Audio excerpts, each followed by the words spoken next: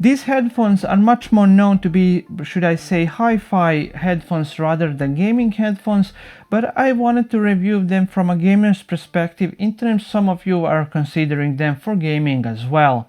If I need to summarize this review already at this point, I would say that if you are into rap music, hip-hop music, electronic music, dance, trance, whatsoever, in that case these headphones might definitely be worth checking out. In terms of gaming, I would say that these are extremely good headphones for casual gaming. By casual gaming, I mean mostly like single-player games like Cyberpunk 2077, and why not even, for example, Call of Duty as well. Call of Duty is example of games which can be occasionally very busy in terms of sound, with stuff flying over you, guns are blazing around you, some explosions around you whatsoever. So having proper level of separation can definitely bring you some advantage in terms of hearing your enemy's steps. Well, that's not the case with these headphones. I would definitely prefer a bit better separation in that regard. So for competitive gaming, like for example Counter-Strike and many other games, I will maybe consider other options. And also in terms of music genres like rock, hard rock, metal, grunge, alternative and many others, I would say that these headphones are probably not the best choice.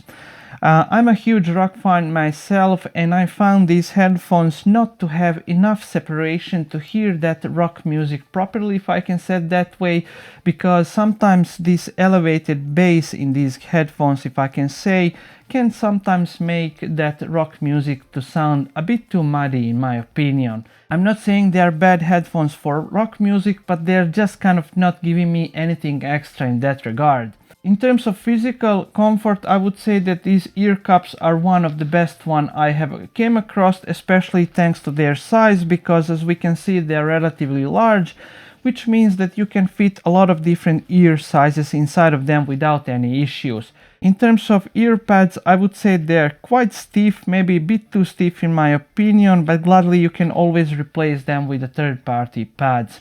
The only complaint I would basically give to these headphones in terms of comfort is the clamp force, because the very first moment I put these headphones on, the clamp force was the first thing I've noticed right away. I think they're squeezing my head maybe too much in my opinion, which can change over time the more you use. However, I wouldn't recommend you bending this headband for the sake of saving your warranty and not breaking them. In terms of adjustments, I would say that this inner headband is probably maybe a bit too short, because if we spread these headphones just like that, you can notice that inner headband is not giving us much of a space in terms of head size. Stock cable is basically just this default Hifiman cable many of us have already seen with other models. However, I have decided to use third-party cable with these headphones mostly for its length, and the link for this cable you can find in the description of this video.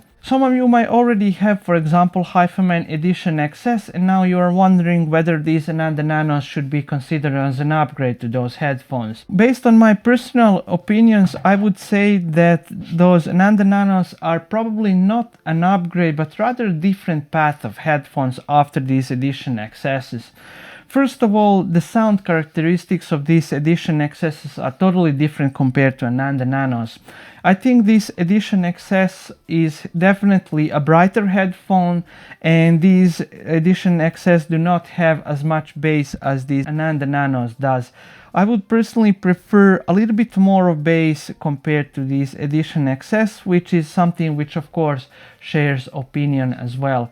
Another difference is, as you might obviously already notice, is this headband with Edition XS, where we can see that it's extremely limited in terms of being able to adjust this according to our head, and this is something I'm not entirely a huge fan of, because to me it's basically too fixed and not that kind of comfortable, if you will. Also, comparing these Ananda Nano headphones with my daily drivers Arya Organics, I would say that Arya Organic are definitely better headphones. Well, no surprise, the price difference is also double the price of Ananda Nanos. but nevertheless I would still recommend you to experiment a little bit of them, and if you can try them all, please do so, because I can definitely promise you that you will hear a difference between all of these three models. I want to thank Hifiman for sending me these headphones. However, I wasn't asked to say anything in particular, so all opinions are my own. My name is Leo, and I will see you in the next one. Bye bye.